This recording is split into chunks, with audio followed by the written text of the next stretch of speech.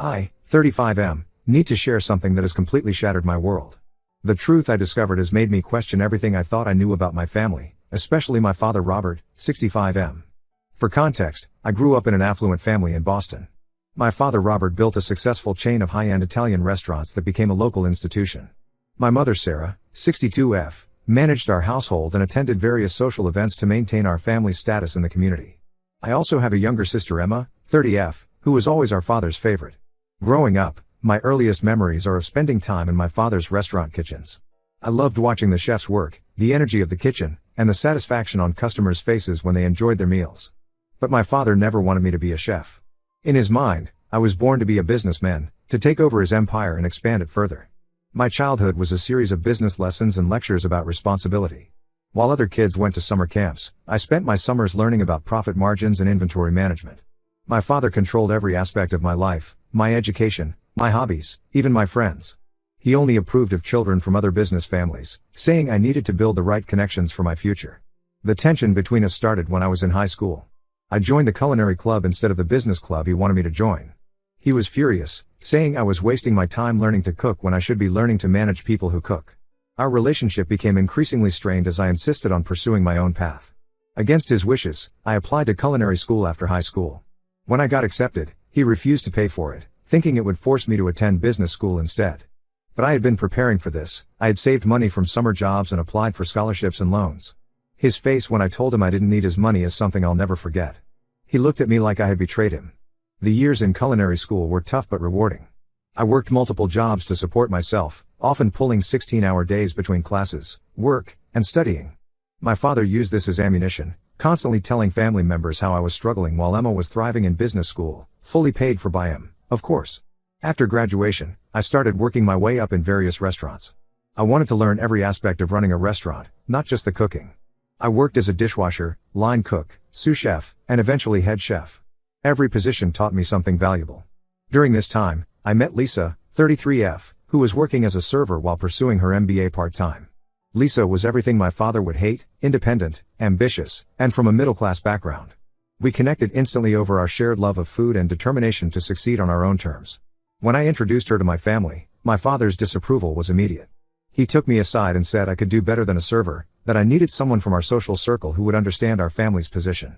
Over the next few years, I noticed a strange pattern in my career. Every time I got close to advancing, something would go wrong. I would get passed over for promotions despite glowing reviews. Restaurants would suddenly decide not to expand when I was next in line for an executive chef position. At first, I thought it was just bad luck. I started trying to open my own restaurant 5 years ago. My business plan was solid. I had years of experience, innovative ideas, and Lisa's business expertise. But every attempt failed mysteriously. Investors would pull out at the last minute. Property deals would fall through. Health inspections would become unnecessarily complicated. Last year, everything finally seemed to be coming together. We found the perfect location, secured investors, and assembled an amazing team. We were weeks away from opening. The renovations were complete, staff was hired and trained, and our test dinners had received amazing feedback. Then suddenly, our main investor pulled out. The investor's reason made no sense. They cited concerns about my professional history and mentioned receiving anonymous tips about me being difficult to work with. This confused me because I had always maintained good relationships with my employers and colleagues. Something felt off, so I started investigating. I reached out to past employers, colleagues, and potential investors from failed ventures. Slowly, a pattern emerged. People had received letters, calls, and emails warning them about working with me. Health inspectors admitted to being pressured to be extra harsh on my projects. Former employers revealed they had been threatened with legal action if they promoted me. All the threads led back to one person, my father. He had been systematically destroying every opportunity I had to succeed independently. He used his connections, his money, and his influence to make sure I would never establish myself outside of his control. When I confronted him in his office, showing him all the evidence I had gathered, he didn't even try to deny it. Instead, he acted like he had done me a favor. He said he was protecting me from wasting my life in the kitchen when I was meant for greater things. In his mind, by crushing my dreams, he was forcing me to accept my real destiny, taking over his business. I was furious. 15 years of my life had been manipulated by my own father. Countless opportunities destroyed, relationships damaged, all because he couldn't accept that I wanted a different life than the one he planned for me. I told him I never wanted to see him again and walked out. My mother has been calling constantly, saying he did it out of love and that I'm being too harsh. Emma sided with our father, saying I should be grateful that he cared enough to try to protect me from making mistakes. I've blocked both my father and Emma. My mother keeps trying to arrange a family meeting to sort things out, but I've refused. Lisa supports my decision but suggests I should at least hear them out for closure. But how can I forgive someone who systematically destroyed my dreams for 15 years? Ida for cutting them off completely?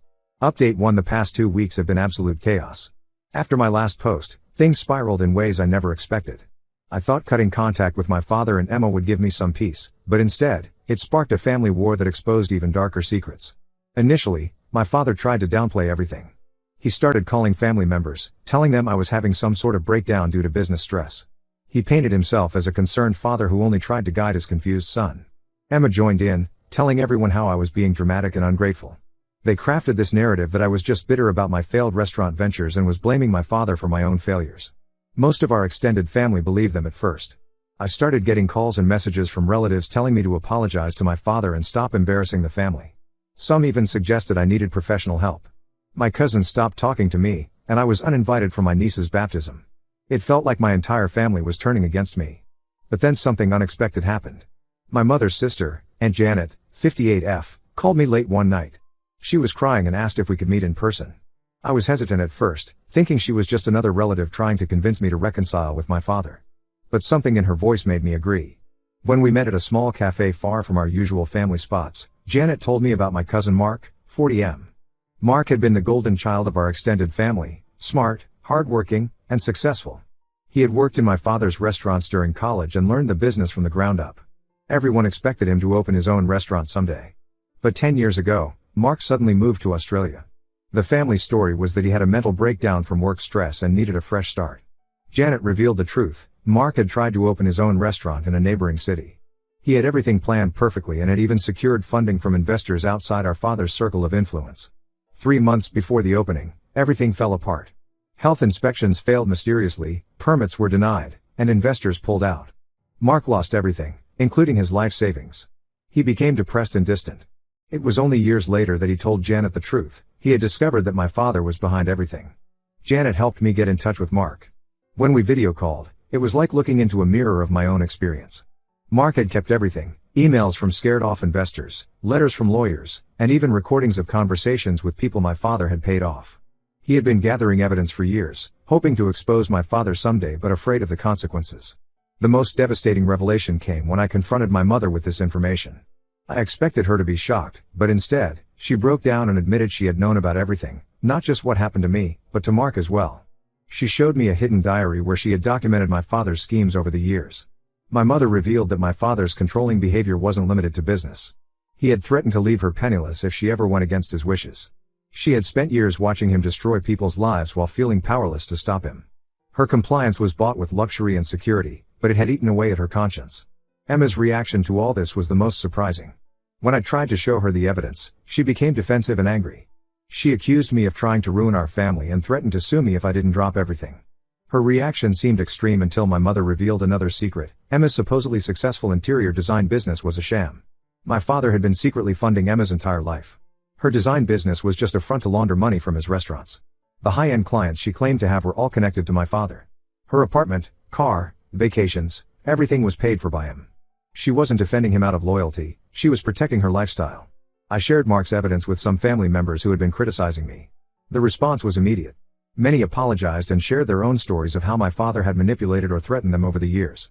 Uncles who had mysteriously sold their businesses, cousins who had suddenly changed careers, all of them had stories about my father's interference. Lisa suggested we use all this evidence to finally expose my father publicly or take legal action. We started consulting with lawyers about our options. But before we could decide on a course of action, my father showed up at our house unannounced. He was furious. He had somehow found out about my conversations with Mark and my mother's confession. He threatened to destroy not just my career but Lisa's as well. He said he would make sure we never worked in the restaurant industry again. He would call every contact he had, use every resource at his disposal to ruin us completely. What my father didn't know was that I was recording the entire conversation on my phone. For the first time, I had direct evidence of his threats and manipulation. Now I'm considering going public with everything, Mark's evidence, my mother's diary, the recording of my father's threats, all of it. My mother is begging me not to expose everything, saying it would destroy our family's reputation and affect innocent people who work for my father. Emma called me selfish and threatened to never speak to me again if I went through with it. Even some relatives who initially supported me are now asking me to handle this privately. Lisa supports whatever decision I make, but she's worried about the potential backlash. Ida, if I expose everything and potentially destroy my entire family's reputation and livelihood? Update 2. After much consideration, I decided to expose everything, but in a strategic way that I never expected would uncover even darker secrets about my father's past. First, I worked with Lisa to create a detailed timeline of my father's manipulations. We reached out to everyone we could find who had been affected by his actions. The response was overwhelming. Former employees came forward with stories of blackmail and threats. Small business owners shared how my father had forced them to sell their restaurants through various pressure tactics. Even suppliers had stories about being coerced into exclusive contracts. We created a private website documenting everything: emails, recordings, testimonies, financial records, my mother's diary entries, everything. We didn't make it public but shared it selectively with key people in the restaurant industry, restaurant association board members, major investors, food critics, and other influential figures. The impact was immediate and devastating. My father's business partners started distancing themselves one by one. Many of them had suspected something was wrong but never had proof until now. His restaurants began losing customers as word spread through industry circles. The local restaurant association launched an internal investigation into his business practices. Then something unexpected happened. Marcus, 55M, who had been the head chef at my father's flagship restaurant for over 20 years, contacted me privately. He said he had something important to tell me, but he would only do it in person. When we met, Marcus was nervous and kept looking over his shoulder. He revealed something that changed everything I thought I knew about my father's success. The restaurant chain wasn't actually my father's creation at all. The concept, the recipes, even the original business plan, everything had been stolen from his former business partner, my godfather David, 70M. I barely remember David from my childhood. I was told he had abandoned the business and moved away when I was young. According to Marcus, the truth was far more sinister. David had been the real culinary genius behind the restaurants. He and my father had started with one small restaurant, but it was David's recipes and creativity that made it successful. As they planned to expand, my father wanted to focus on profits while David wanted to maintain quality and tradition. They fought constantly about the direction of the business. Then one day, David suddenly signed over his share of the business to my father and disappeared. Marcus helped me track down David, who was living in a small town in Maine. When I visited him, he was shocked to see me. He hadn't even known I had become a chef. Over several hours, he told me the real story. My father had discovered that David had a gambling problem and had borrowed money from some dangerous people. Instead of helping his friend and business partner, my father saw an opportunity. He bought David's debt and used it to blackmail him. Either David would sign over the business and leave town, or my father would make sure everyone knew about his debts, destroying his reputation and possibly putting his family in danger. David had proof of everything: old contracts, letters, recorded phone conversations. He had kept his insurance. He had stayed quiet all these years to protect his family, but now he was ready to tell the truth. He was tired of seeing my father hurt more people. With David's evidence added to everything else, my father's empire began crumbling faster than anyone expected. Major restaurant critics revised their reviews, mentioning the true origins of the recipes. Investors started demanding audits. Several former employees filed lawsuits for wrongful termination. Emma finally saw the truth when her monthly allowance stopped coming in. She called me crying, saying she never knew the full extent of our father's actions. Her design business clients disappeared overnight when they realized she had no actual experience or portfolio. She admitted that our father had been paying people to hire her and praise her work. My father tried to do damage control. He held a press conference claiming all the allegations were false, that he was the victim of a conspiracy by jealous competitors. But halfway through, David walked in with Marcus and several other longtime employees.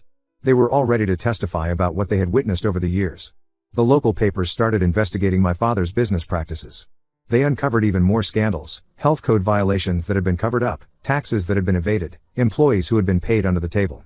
Everything he had built was based on lies and manipulation. Now my father's lawyers are working overtime trying to save what they can, but his reputation is destroyed. Most of his restaurants have already been sold or closed. The restaurant association revoked his membership. Even his social circle has abandoned him. I feel vindicated but also sad. Not for my father, but for all the people he hurt over the years. David has offered to help me open my own restaurant, saying it's time for the real family recipes to be used properly again. Ida, for exposing everything and causing my father's empire to crumble. Update 3. It's been half a year since my last update, and the aftermath of exposing my father's actions has led to permanent changes in our family dynamics and my professional life. My father's restaurant empire has been completely dismantled.